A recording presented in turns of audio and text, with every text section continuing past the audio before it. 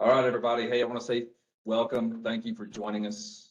We're hoping some more folks will dial in, but anyway, we hope that you will also carry the message out to your units too. So appreciate you guys joining. Hopefully we can get some information out to you. The whole intent of this is to reveal some of the things and opportunities we have available up here, and hopefully allow you to make good decisions on if this is a right move for you. We're doing this also because time is of the essence. We need you guys to come up here in March. We'll talk about this a little bit later. The only way you're going to make next year's OTC, next summer's OTC, is to execute this coming up spring. So we'll go ahead and start with the introductions. I'll start with myself. I'm Mr. Free. If you've listened to any of our podcasts or whatever, you're already tired of hearing my voice. I've been at the unit since 1997. I was a combat controller here. I got to live through the good years of 9/11 and beyond.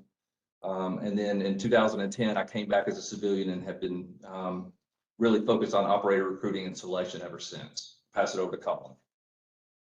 Hey, I'm Colin. Thanks for joining. I'm the commander of selection and training, so I'll be talking to you guys today about what OTC entails and what we do to get you to be a operator at this unit. I'll pass it over to Steve. Hey everybody, I'm Steve. I've been in the unit since 2015. I'll be talking specifically about the 17th day. And we'll pass it over to Jared. Hey guys, thanks for joining us today. My name is Jared. I'm one of the team leaders over at the 24th, and I have Storm here with me. He's a 4IC on the troop as well. So the next thing on the list we're going to talk about are the past limitations of 1Z3s. And the message that came out to all of you, basically we said, hey, we've been limited in the past, and most of that was due to manpower and slots. Whether we had 10 or 12 at the time, a huge chunk of that was oriented at the fire shop, which it should be. Guys who are making us all better at JTACP and keeping up with the admin side of that too, which is a nightmare. And for the few positions that we have left, it's always been a challenge of what we did with those positions, how we best manage them, where we put them inside our operational units. And we do have TACP spread to both of our operational units at Bragg. But now we have the opportunity with a new commander coming in, and he's moving 10 to 15 positions up to our organization inside the compound. This doesn't change the fact that the 17th STS still has a mission to do, and they still need TACPs as well. But we need to fill those 10 to 15 billets very soon, so we can get after some new opportunities and new mission sets. And that leads us into the new opportunities. So Jared's going to be discussing 3 troop and the commando opportunity. All of you on this call will have to maybe sign up, come to ANS and get selected to go help them solve some hard problems. And then Steve's going to get on here and just discuss the 17th STS and that steady state manpower pool that they need of TACPs coming in to replace some outgoing guys every year, usually 3 to 5 slots, but I'll let Steve correct those numbers for me. And that's never ending, and their mission set is, I said steady state. I don't like that word really, because I think their customer, the 75th Ranger Regiment, are also focusing on new areas too. So they're going to have to evolve fast, and we need people that can evolve with us. Then we're going to talk about the process. I'll come on here and just get you oriented on what the next step for you after this thing is, and how to get to ANS, and then what that ANS process is going to be like, and then the decisions that are going to be made at the end. So you understand the process from the moment we click off of this brief until the end of ANS, what that process looks like and what it means to you. We're going to hand it over to Colin and Steve, and they're going to talk about the 2 OTC processes. The one up here at the 724 that's focused on guys going over to our operational troops here, and then Steve will talk about the 17th process. Last but not least, we'll end with the questions and answers. We'll bring in some that y'all have asked in the chat group, or see if anybody has any verbal Q&As. All right, I'm done bumping my gums. Now I'm going to hand it off to Jared so he can talk some 3 troop stuff. All right, thanks, Trey. All right, hey guys, I just kind of want to explain what 3 troop is, or the commandos. You'll hear it called both, but what we are is the unilateral ground maneuver force for the 724th, meaning it's Air Force only. We focus on 2 primary mission sets. Without crossing line of classification, what that really means is we're solving problems for the command using unique capabilities that only this tier has. Is there anything else I'm missing there, Storm? Yeah. I don't want to get too far down that road, but I do want to answer 3 main questions for you guys. It's what we do, how we do it, and then how do you fit in and what the application process is. So as you're kind of listening to me here and you have those questions, go ahead and type them into the chat or save them for the Q&A. But the reason that this recruiting push is happening, man, is to be straight up, we need guys, and it was born out of necessity. We're in a unique position over here at the unit that we have more mission than we have men. And the capability that we're developing is becoming more and more popular within the command. And it's time for us to grow, and we need to grow now. Hey, this is Colin here. I just want to jump in, kind of foot stomp that Jared mentioned. It's a unilateral troop. So every day, those guys are training together as a team, as a troop, hitting the range, hitting the shoot house, jumping together, deploying together.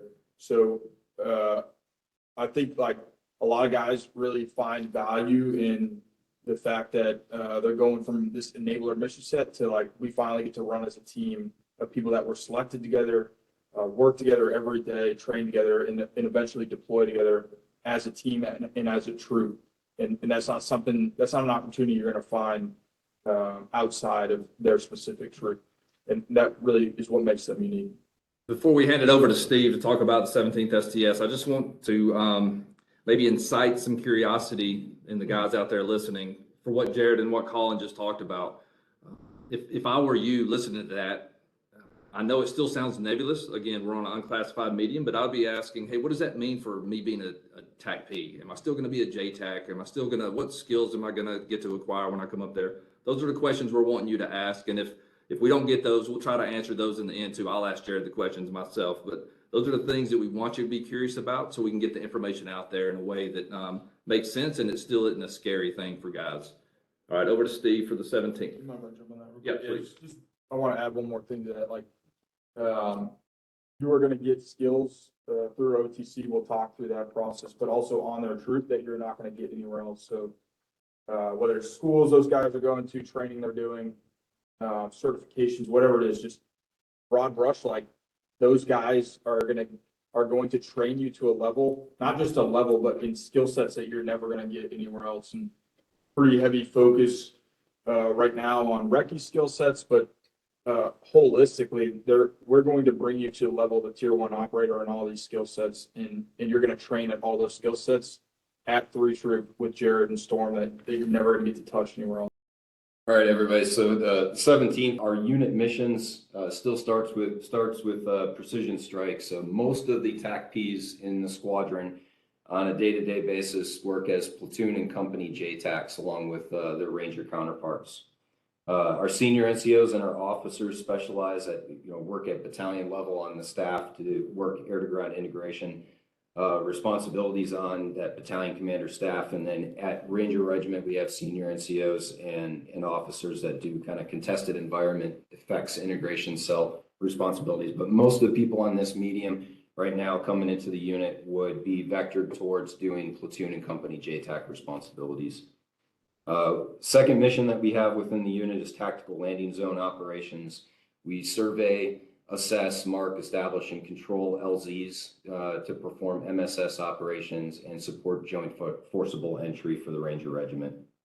And then the last job that we have, which is a second assignment within the 17th STS, our 4 troop guys specifically specialize in TAC recce, along with the Regimental Reconnaissance Company.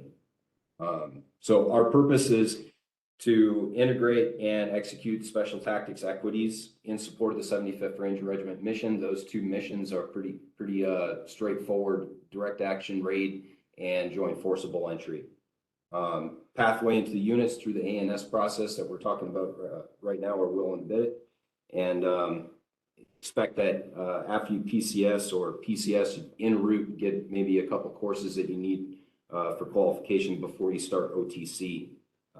OTC focuses on soft core skills, and then there's top-off training specific to the first duty position you're going to have in the squadron. Again, most of those TACPs are going to be JTACs for platoon or company level, so your top-off training will be very specific towards JTAC.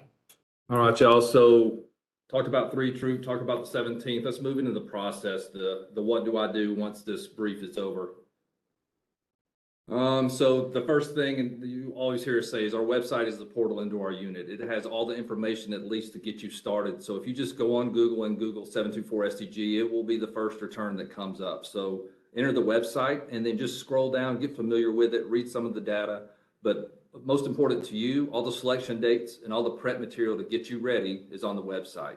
Hopefully you've had some guys from your unit come through and give you some intel on the process too. It's not a secret process. We want you to be prepared when you get here so we get a clean look. So use the tools, use guys that have been here before, and prep appropriately, and you'll be just fine.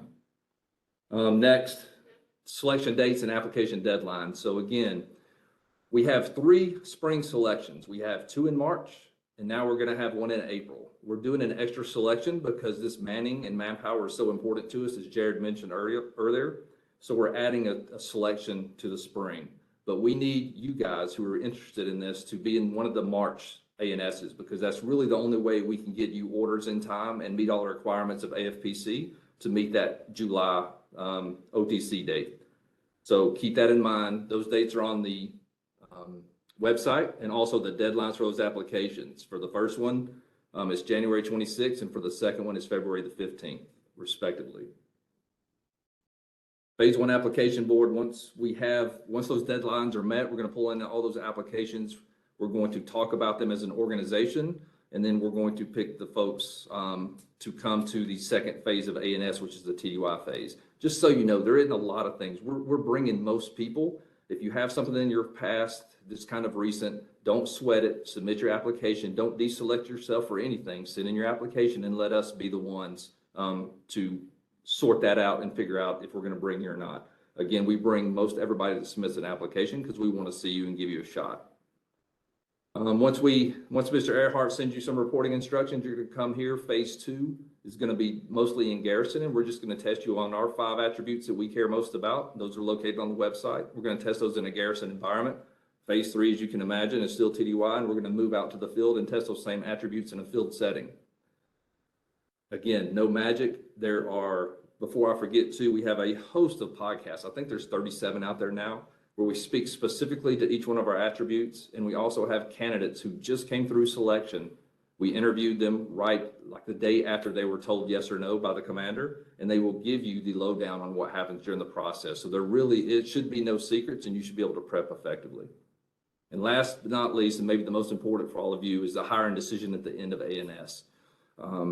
Depending on your performance, depending on what we need here, the commander is going to offer you a job inside the organization. Again, we're trying to fill Jared's troop up really quick, but that doesn't mean the 17th still doesn't have to have manpower for the year too. So the commander will make the final decisions, and then we'll offer you a job. And you just have to understand, then you get a choice of, is that the job I want, or do I not want to accept it? What we would all say at the table, I think, that we say a lot, is just get inside the compound. Whatever job's offered to you, man, it is an amazing opportunity. So I would hope that you would take it so you can get inside the organization and thrive, because there's many more opportunities available to you once you're inside the fence line.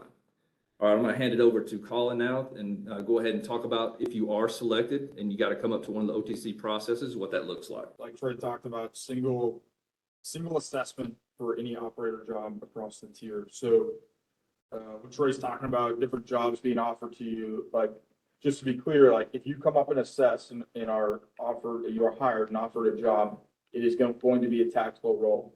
Guys aren't coming up to selection, going through a hard process, putting themselves on the line, and then, we offer up like a fire staff job. We're not doing that. If you are hired, you'll be given a TACPO role on a troop somewhere. It just may differ as to where we put you based on how you performed that selection, your past experience, stuff like that. And like Troy said, we're completely transparent about that. And this is a all volunteer organization. So if you come put yourself on the line and we offer you something you're not interested in, that's always something you can turn down. But once you get involved in this greater command, like your foot's in the door, and once you've been through this selection process, you have the ability to move anywhere in the tier without going through any other selection. So we have multiple different squadrons in places that operators work, and the single gateway is this assessment. So you have the ability to, let's say you get selected for the 17th, you go do a couple of years down there, and then you can come up to OTC at Fort Bragg without going through any other selection. You potentially move on to some other unique problem sets that we have within the tier. All right, so if you're selected for Fort Bragg, you're going to come through our operator training course. It's run every year. It's a 10-month process. starts in July. So like Trey said, we're looking to get you guys out to March selection so that we have time to PCS, PCAU. Just to get into a little bit of the detail of why the urgency is important. So the reason this is a new opportunity is because the commander is doing what is called an ACR to move positions. So he's getting rid of unfilled positions and turning them into TACPs if we get enough TACPs to meet the standard at selection. So that's kind of like a one-time thing that's going to happen. It's not like every month he's just changing positions and billets. It's a pretty permanent thing. So based on the number of people we have come prove themselves in March, those positions will be permanently flipped to TACPs to give you guys an opportunity to serve up here. I can't promise what that's going to look like in a year when we're talking about OTC 24. So your best opportunity is to meet this push right now, this growth, when these positions and billets are going to be available. All right, into OTC. So starts in July, 10-month process. We have a couple different shred outs of OTC. We have JTAC, PJ, Recce, and GFC officers. And it is one kind of mother course that brings them all together where you guys work on shoot, move, communicate together, and then you'll break out to your different shred outs. So depending upon where we're at with billets, positions, and everything and jobs you're offered, like guys that are going to Jared's troop are predominantly going to go through the Recce shred out of OTC.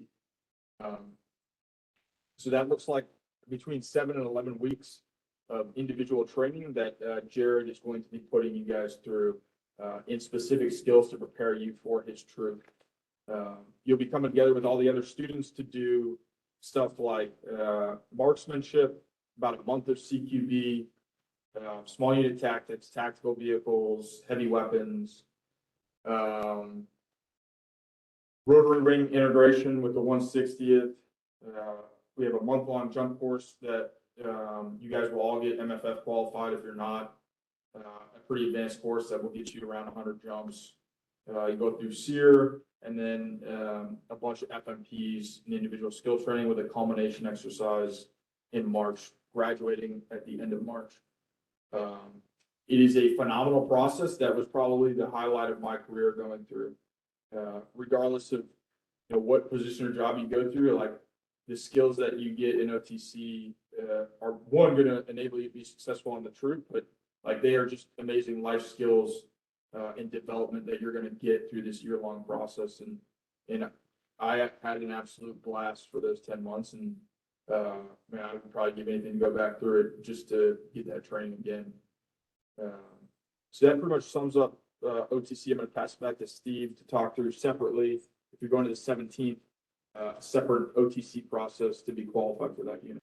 All right, so the 17th runs their OTC out of Fort Benning, Georgia. There's a lot of things that we link up with the OTC up in North Carolina with to do for efficiency of resource kind of reasons. We have been starting in August and finishing in February, which puts us at 7 months. That's fluid based on the guys coming in and the courses that they need to graduate from before we start OTC. Much like what's done up in North Carolina, it focuses a lot on soft core skills, shoot, move, and communicate sort of things. And then we have 2 different tracks towards the end of that. One focuses guys towards tactical landing zone operations. The other focuses guys towards JTAC responsibilities, and that's dependent upon what your first duty position will be when you get into the squadron. Same sort of thing. Do 350-6 training, which is all things rotary wing, infill, exfil. We have a jump phase which focuses around static line infill operations with the Ranger Regiment, and then if you're TAC vector towards TAC LZ teams, it'll be military free fall. Everything else is much like what Colin just said, but it's more tailored towards the Ranger mission set, which is much more larger formations, counter land. So think infantry battle drill sort of stuff, culminating in platoon live fires. Hey, Colin, before we shift, can I say a couple things? Send it, Jared. All right. Hey, thanks. I just wanted to probably clarify a couple things for you guys that are listening. We talked about what 3-Troop does, and we keep using the word nebulous. I want to be clear that what we do is not nebulous to us. We always have clear commander's intent and guidance on what we're doing. So it's weird to talk about in this forum because it seems like we're tiptoeing around things, but that's not the case on the troops. We have exactly what we know we need to do, and then we're going to move out on that. Additionally, you've heard these guys talking about how important shoot, move, and communicate is to everything that we do up here. And the OTC process is really good for getting you to what the tier level is for an operator. You guys will realize if you come up here and you make it through, there's a certain expectation of what you can provide that no one else can provide. And there's a reputation that goes along with being an OTC graduate, and that carries through the entire command. Thanks. A couple of other things I want to add here, and I'll go around for final comments and then we'll get to the questions and answers. We're coming out to a lot of the ASOSs in January, so we're already building the schedule out. So some of you we will hopefully see in person. We will be sending that list out. We're contacting your units right now and trying to get out to many of your locations. Probably not making it out to Korea though, so for my Korea brethren on there. And then we're recording this right now. I'm going to pull this down off the cloud and we're going to put it on YouTube, and I will just get a private link and send it out to commanders too. So tell your brothers if they missed it, it will be available hopefully in the next day or two via link to where only they can root in and see that video. All right, around the room, Colin. I'd say it's like combat operations may have slowed down to nothing for most of the military, but they have not here. So we have guys deployed. We have since 9/11, and they are continuing combat operations on a regular basis. And that is going to be a steady state the future. Regardless of whether we have guys deployed here, like on a steady state, like we have a contingency mission set that enables us to deploy regularly. And the less that the big military is deployed, the more often that we get deployed for contingency operations. So if you want to be a part of something that, like, the reason you joined the military and all the cool things you thought you were going to get to do and get deployed, like, this is a place to do it. So put in an application. All right, awesome, Dwayne. Anything to pull from the discussion board? Questions asked? Question was, would you be doing JTAC duties or when I see roles on the commander troop? So if you go to the commander troop, you will likely be going through the recce shred out of OTC that I discussed. The awesome thing about this unit is that every day looks different.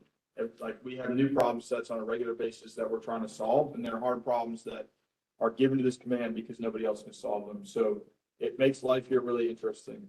So we are not hiring guys to do one specific thing. We're asking guys that meet the attributes that we look for to come solve hard problems. So guys that are going to 3-Troop, to directly answer your question, like, you likely will be going through recce shred up. We'll try and keep you green on JTAC. We'll do our best to do that, but you're being hired to be a tier 1 operator that solves hard problems for Jared and his troop. And that's a myriad of things. And so we're going to train you up to be the best operator that you could possibly be, on par with the Army and Navy. And we're going to put you against hard problem sets that may have nothing to do with being a JTAC. And if that is an issue for any of you, I'd recommend making your preference known for probably the 17th, because you're going to be becoming a phenomenal JTAC at the 17th, and you're going to be focused on that primarily. With 3-Troop though, like, we are trying to make you a holistic tier 1 operator that we can put against anything, and those problem sets will change on a regular basis. So we don't have a desire to focus you specifically on one skill set. Like, we're going to try and keep you current in that. And if you get the ability to utilize that, that's great. But what Jared and his guys need is problem solvers. I'll pass it over to you, Jared. Yeah, that's exactly right, Colin, and really good point there. So the reason that we focus so heavily on your operator skills is because the size of the maneuver elements that we work in are often pretty small. And that's for a couple different reasons that we can talk about at a different time. But you have to be fully reliant on the guys to your left and your right to accomplish what we're doing, because everything that we do is a no-fail mission up here. I have Stormy. He's a TACP on the troop. I'm just going to let him talk for a couple minutes, speak the language that you guys speak, and hopefully he can answer some of the questions that you might not be posting in the Chad. Yeah, in relation to specifically JTAC duties, once coming to the commandos, right now we're limited on JTAC, so my primary role is a JTAC on the troop. But once we start filling slots and getting more JTACs up here, that currency requirement will always be there and will be there until you reach a certain IC position, whether that be a 2 or 3 IC. But until then, you're fulfilling a lot of different roles depending on what the mission entails. So it's not always going to be as a primary JTAC. A lot of the missions and exercises that I've been on as a JTAC is only as a contingency and as a duty title that goes on a COF, but it's not necessarily my primary role during that mission set. That helps. Yeah, I'll just add something on that with Storm. So Storm TACP on 3 troop, like I deployed from the unit in contingency operations, like as a JTAC, and that wasn't even he's probably one of the top JTACs at the unit, and that is even the best value that he brings to the troop.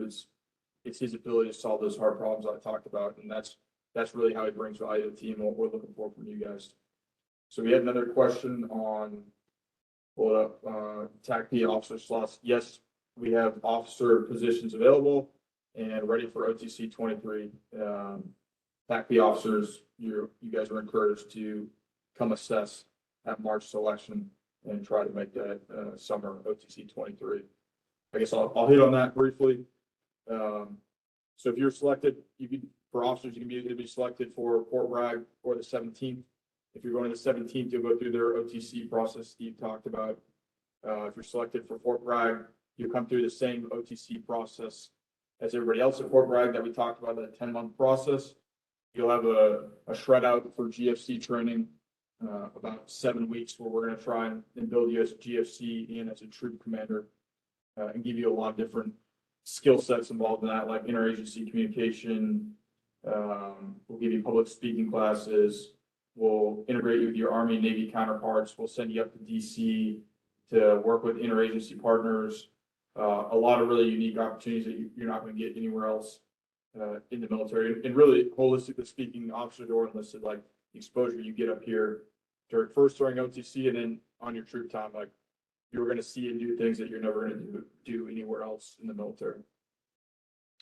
All right, the next question, what is time on station requirement to assess? Thanks for the question, Art. So first thing I want to say is don't deselect yourself. If you just got to your unit within the last year, within the last 2 years, and you're interested, go ahead and submit an application after you talk to your leadership and let them know you're doing it. However, we are constrained by the AFPC process. There's not much getting around that, but we can waive, or your commander can waive everything up to 2 years. So meaning if you are on a 4-year assignment to your current ASOS, and you've been there for 2 years, or it will be 2 years before your move date, we can bring you to ANS. If you're selected, we will send your commander a waiver letter. All he has to do is sign it, and then everything's worked out well. But again, don't deselect yourself. Just send in your application after you talk to your leadership and let us work it on our end, and we'll see if things will shake out with AFPC. The next question we have, and I'd like Storm to get the first shot at this. So Storm, it's the questions from Brandon. Thanks, Brandon.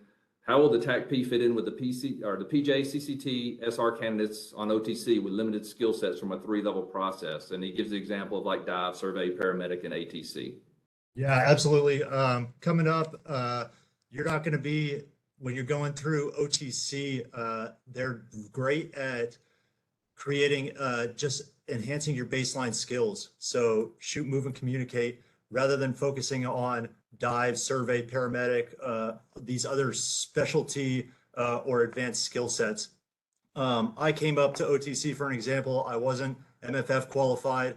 I went through OTC while the other OTC candidates that were MFF qualified went through their advanced MFF course. I went through the basic course side by side with them with no issues. So having limited skill sets, I wouldn't let that be a factor in deciding if you're going to put in an application or not, based off of what advanced skill sets you have coming up here. Yeah, good point, Storm. And Brandon, I see you, buddy. Good question. And to be really blunt with you, none of that matters.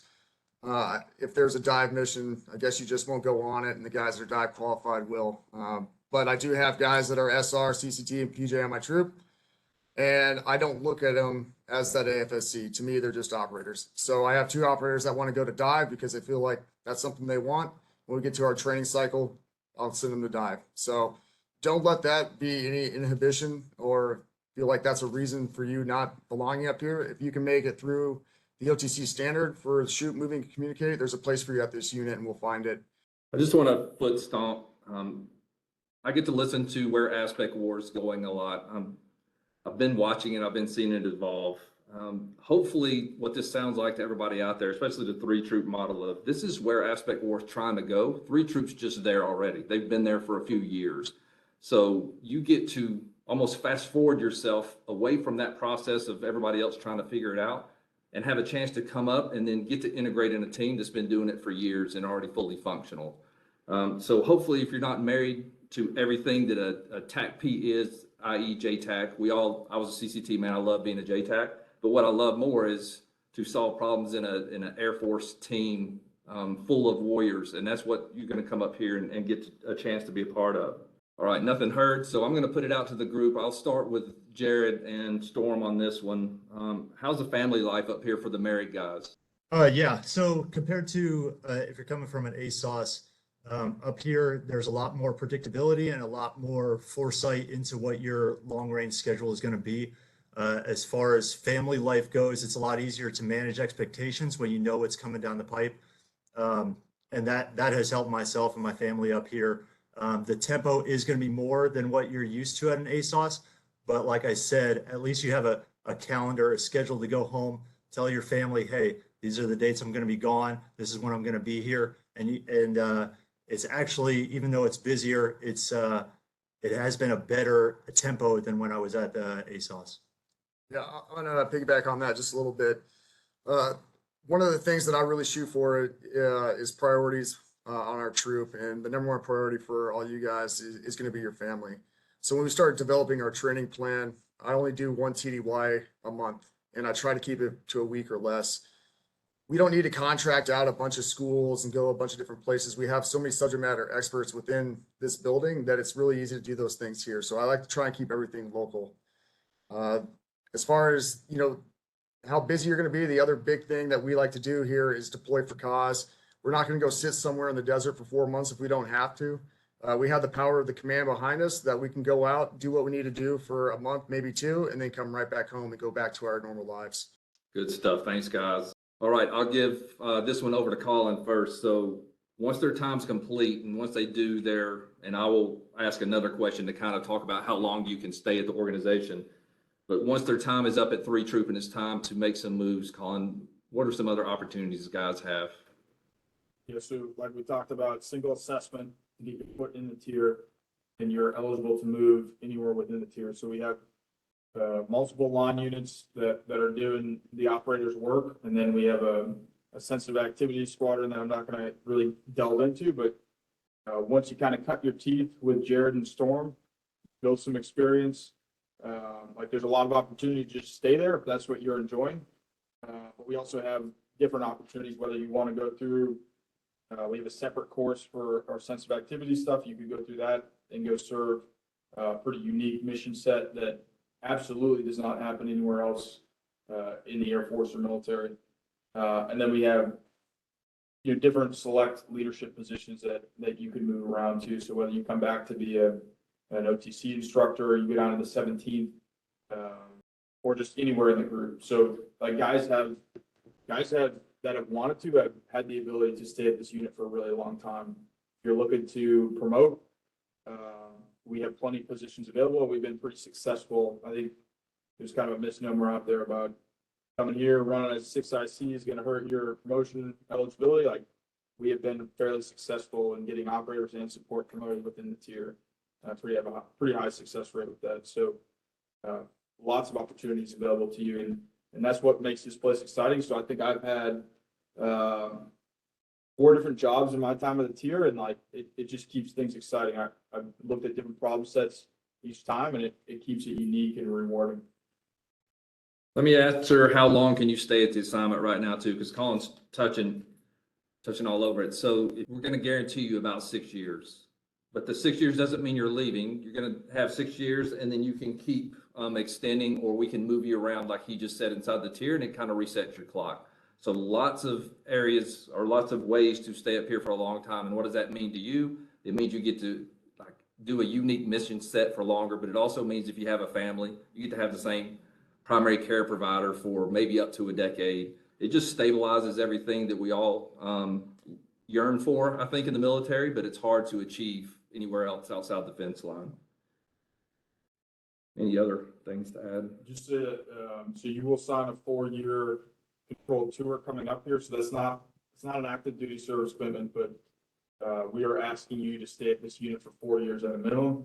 It's an all volunteer unit. So if like things come up outside of your control that cause you to need to leave before that, like we work around that, but we will ask you to sign on for a 4-year control tour.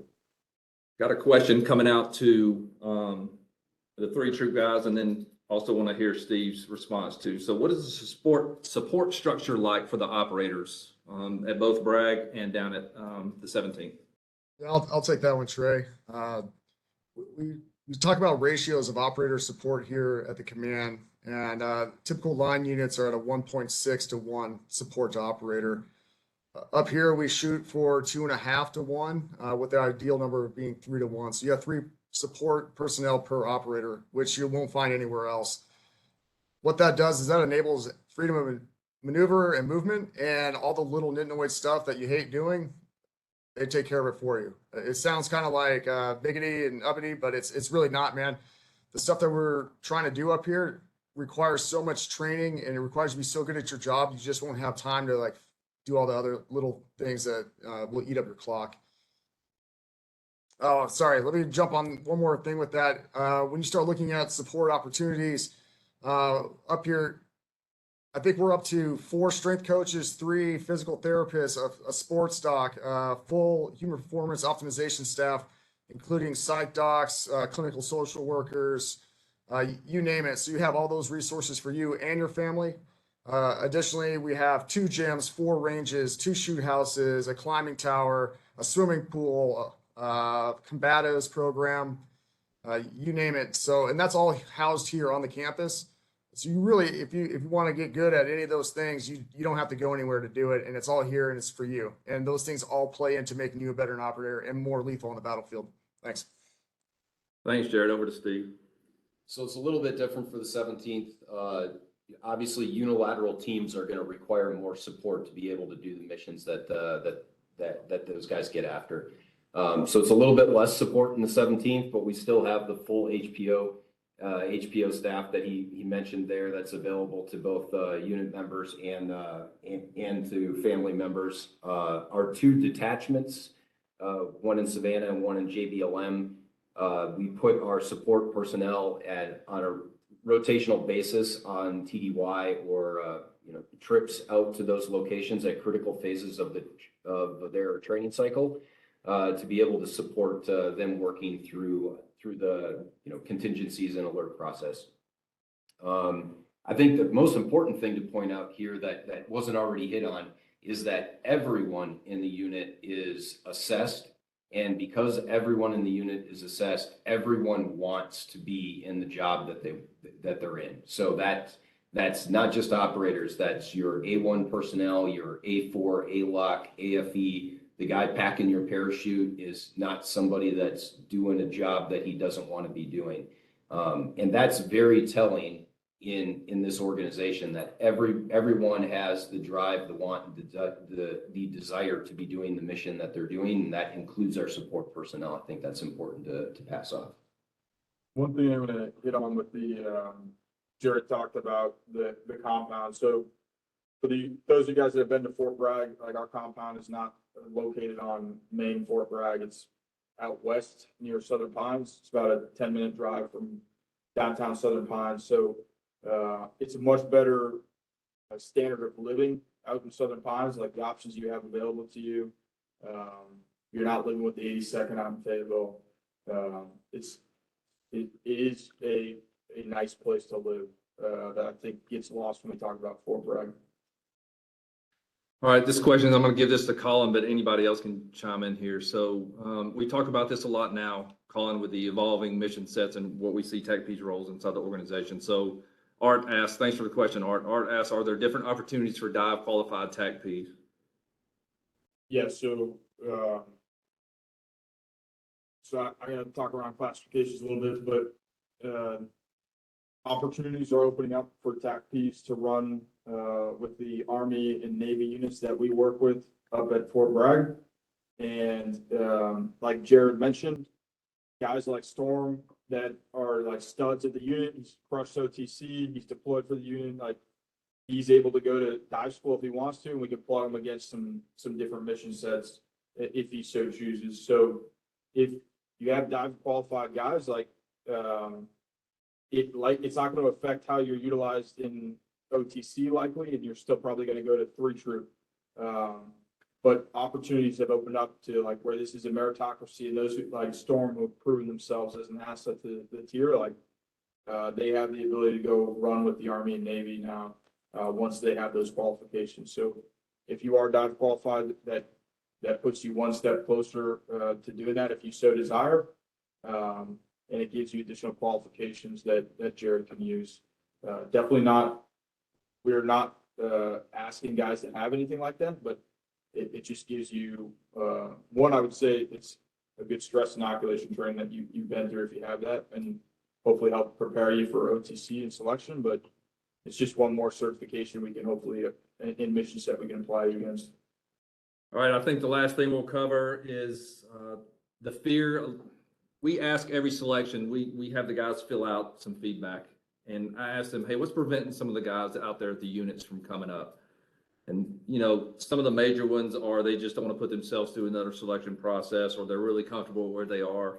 The problem with that second one is the Air Force is going to make you move anyway, right? So what I always argue is you should just take control of your career, and this is one way to do it. This is one way to force your desires inside the Air Force construct.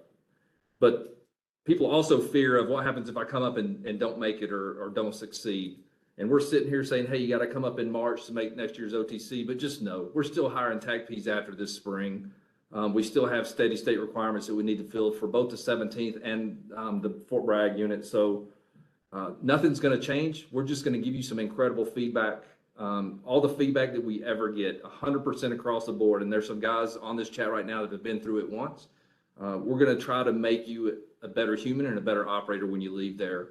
For the guys running the process, it isn't about whether you get selected or not. We're going to just make this a pro dev, course for you and make you as good as we possibly can when you leave. And for us, the selection decision is a byproduct. All you'll have to do is contact us after you don't get selected. Again, there's some on here that we're working through. We'll tell you when the next best time to send an application in, and we'll go from there. But you will be able to come back up, barring any crazy stuff. All right, any final words? We'll go back out to Jared for closing comments. Thanks for sitting in on this, guys. I've got nothing further. Thanks, Jared. Steve, Colin? So I hit a couple times, we have no experience level, no certifications, no skill set requirements to come assess. Like we are assessing you off your attributes. So as Trey mentioned a couple times, don't deselect yourself based off of something you have in your head that you think is going to prevent you from getting picked up. Like large majority of the things that we hear from the guys about are completely false for things that would stop you from being assessed or from being picked up. All you got to do is put your application and put your best foot forward. All right, guys, that's it. So again, visit our website. Mine and Mr. Earhart's contact info is on the website. So contact us with any questions that you have. We will guide you in the right direction, and we'll make it as easy as possible for you. Application's short. It's only going to take you a little while to fill out.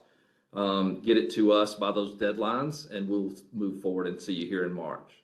All right, appreciate everybody joining in. Going to go ahead and sign off now.